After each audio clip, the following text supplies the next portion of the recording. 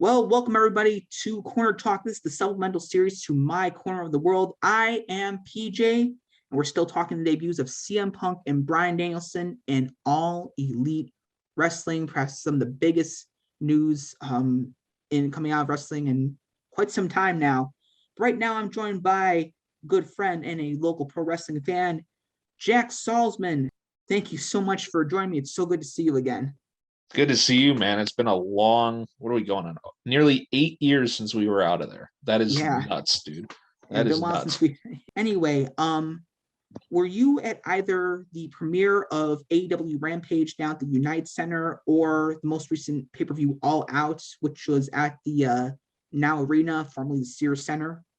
I was not. I believe what was it? All In was on my birthday this year, I believe. And it was kind of like one of those retrospective, like, damn, I should have gone to that. But like, no, I didn't attend either. I'm kind of a new adopter to AEW. I kind of took a while to really I haven't transitioned into watching it fully because it comes on the same nights a lot of my other favorite shows are on. So like trying to like kind of box in that along with everything else has been a bit tough.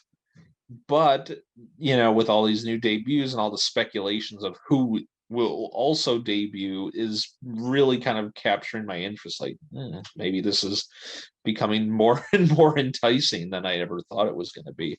Yeah, incredibly enticing. I heard about the rumors of Punk's debut in the last 2 weeks heading up to Rampage. Darby Allin, dropping a big hint about the best in the world. Of course, Punk, one of Punk's many nicknames through his career. And I also saw some of his, or Punk's, I should say, own hints that he dropped on social media too. One of them was on his Instagram story of the beginning of Sirius, Eye in the Sky, which is the theme song for the Chicago Bulls, of course, by the Alan Parsons Project. And, immediately making that connection, the Bulls, the United Center, what's going on, and also bringing up the First Dance, of course, a spinoff on the very popular Last Dance over on ESPN, another good series. But then when the premiere of Rampage actually happened, I totally forgot about it. And so I completely forgot. So I didn't know anything was happening until I was scrolling through Twitter, scrolling through all the normal stuff. And then, quickly passing CM Punk's debut in AEW. Wait a minute. But seeing his first promo, first time in a ring in 7 years, was just awesome to see. I unfortunately was not able to be at either one of those events too. I think All Out sold out in record time. So it was still awesome to see CM Punk in a ring for the first time in years. But then at All Out, seeing Bryan Danielson, or Daniel Bryan for WWE fans, debuting there too, that was so cool and honestly a bit unexpected because he was just wrestling for WWE just a few months ago, losing to Roman Reigns on SmackDown.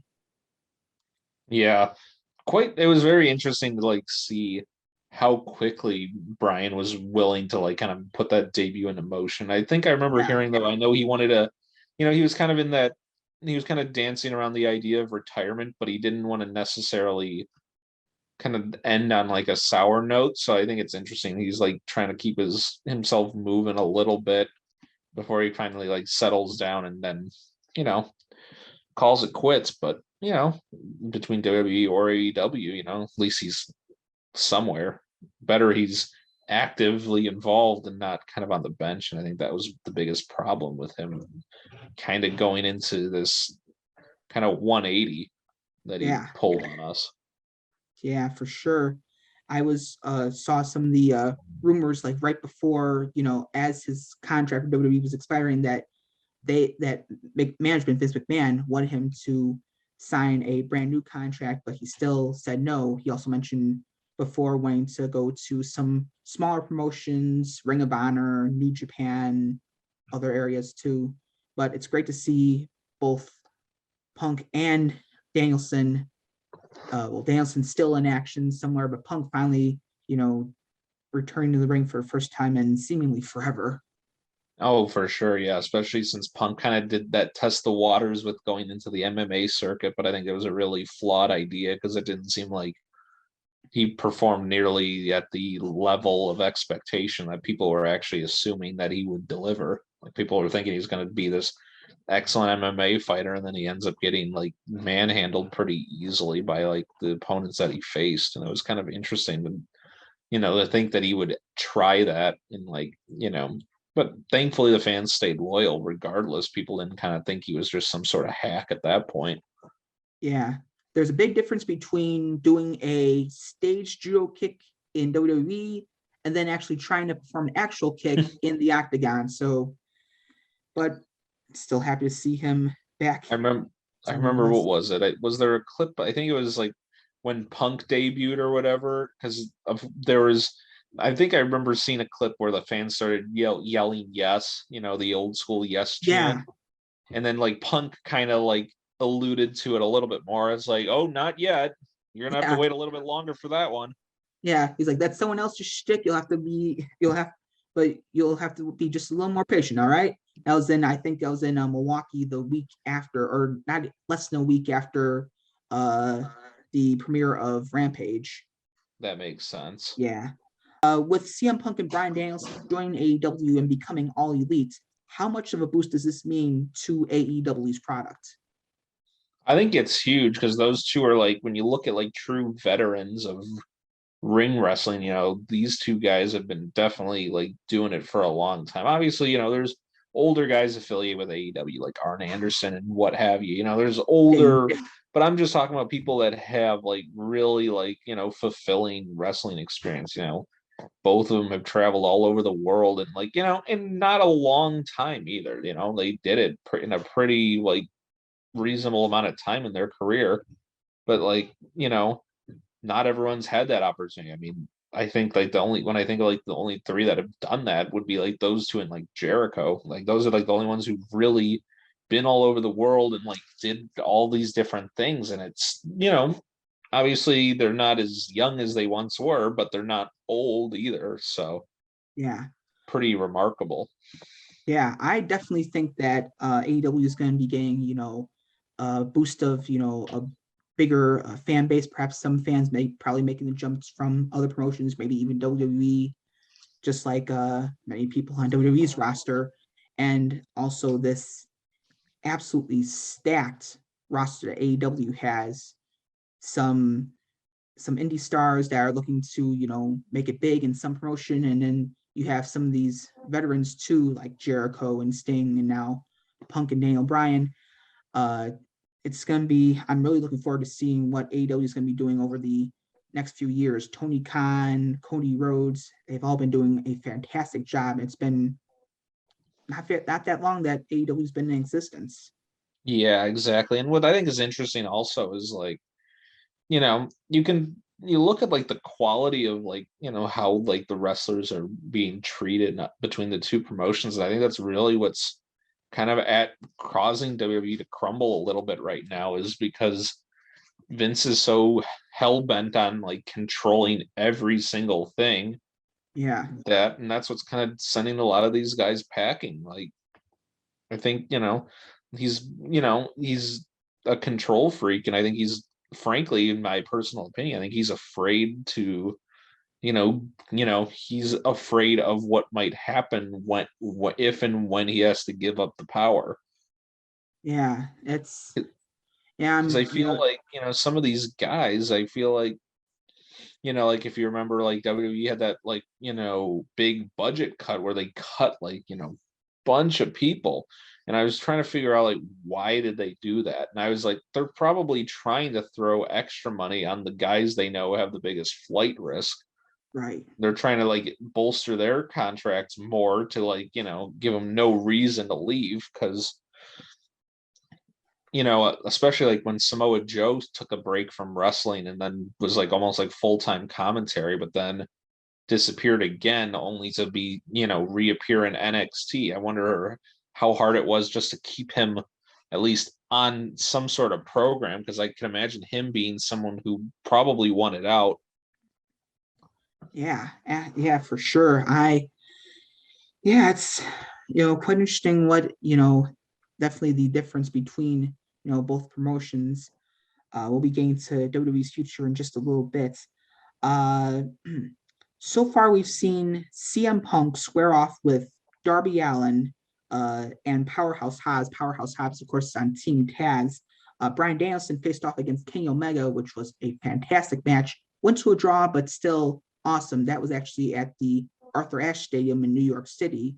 Saw a lot of comparisons between that event that AEW did and many events that WWE did through the years at Madison Square Garden, which is like the hub of live events and live sports, if not the world, but at least in New York. Uh, who else would you love to see Punk and Bryan face?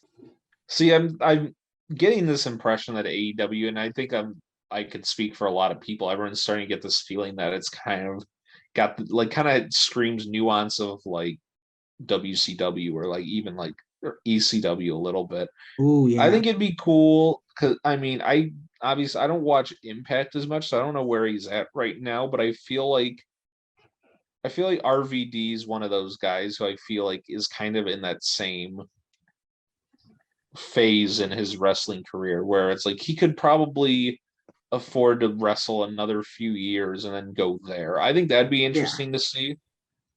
'Cause especially like maybe probably more so against Bryan as opposed to Punk, because I feel like it'd be more like you got a high flyer versus a technician. So kind of like right, two really strong opposites, whereas Punk is very, more like a grappling, striking type, with the mixed martial arts kind of background.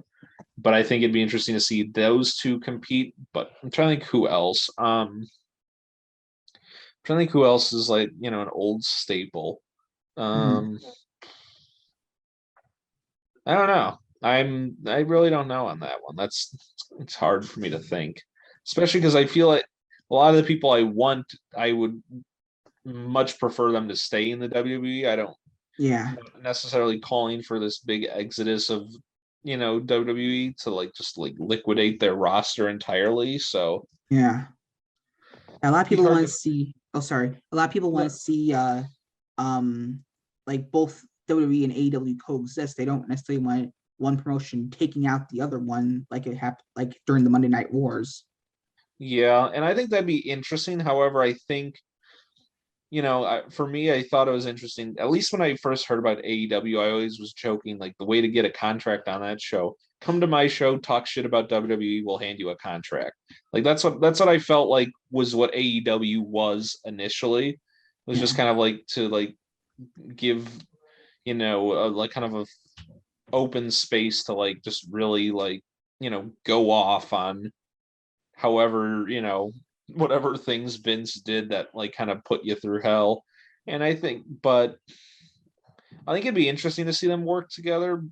But I don't know how. I feel like going back to what I was saying about Vince, I feel like Vince is such a control freak that yeah, I feel like he would try and micromanage too much without just like kind of like assuming that it'll all go smoothly. yeah. Strange comparison, but Vince kind of reminds me of, oh boy, Britney Spears' father. Unless I that's see too what you mean there. soon. Yeah. uh, I would like to see, going in AEW specifically. CM Punk could face Chris Jericho again. I know they've done it a couple times in WWE. Be cool to rehash that feud one more time. Even Punk versus Maxwell Jacob Friedman, MJF for short. Both MJF really cocky, kind of resembling another Chris Jericho at one point, but they could both be awesome on the mic. For Daniel Bryan, I could also see him facing Darby Allin, maybe even Jungle Boy. And I can even see Punk and Daniel Bryan, Bryan Danielson, whatever, facing each other at some point. Yeah. I mean, I think I'd love to see them fight each other, but I would even more so like pay to see them like work together. Just kind of, Oh, it's tag team, yeah. kind of like hidden, kind of like if you remember when like ECW kind of teased that old school versus new school kind of thing. Oh yeah, the ECW originals versus the New Breed. I remember that from back around WrestleMania 23 It or was like around 2008, 2000, yeah, like, oh 08, yeah. but yeah, I think that'd be interesting because I think, having those two are a very strong, you know, old school wrestlers though, but there's so many new faces out there.